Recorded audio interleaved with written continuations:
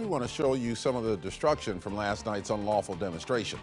Portland police say they arrested two women, Emily Kepler and Emma Lightstone. They're now facing felony charges for rioting and criminal mischief.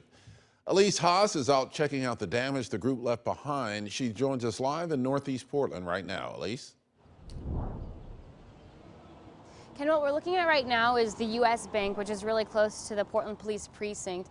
They have the complete window pane shattered, and you'll see the glass that's now sitting on the ground. They haven't even had a chance to board up their windows, but you'll see lots of attempts to break through the glass. And I've also noticed that there's a rock that's actually broken through the windows as well. So that's probably what people were trying to use to break through these windows. They have broken the glass outside of the ATM.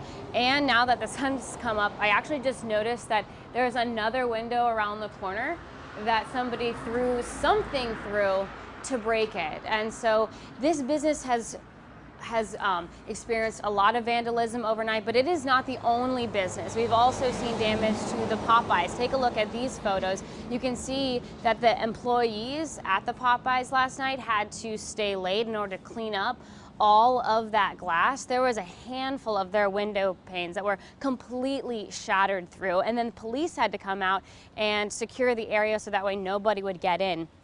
Since that time, that business has now been completely boarded up.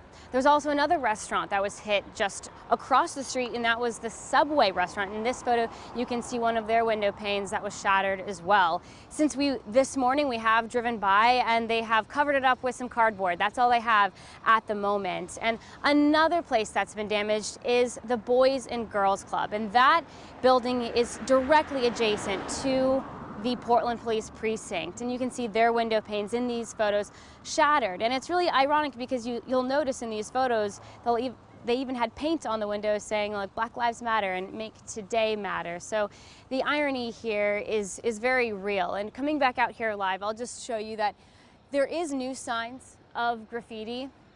And, even though the group of about 80 to 100 people who are all dressed in black and a part of this direct action march didn't really say why they were coming out here. You can see signs that they are out here in protest of police, but unfortunately, all of the neighboring businesses that I just mentioned are within walking distance of the Portland Police North Precinct, and all of them are hurting this morning as well. So we'll continue to follow up with the people in this neighborhood and the businesses, but what I can tell you, Ken and Jenny, is over the past year, as the North Precinct and Martin Luther King Jr. Boulevard has been a target of protests and riots, the businesses out here tell me a lot of them are owned by people of color, and so the people who are out doing these demonstrations are really hurting the people they say that they're trying to help. Live in Northeast Portland, Elise Haas, KOIN 6 News. All right, thanks for the update, Elise.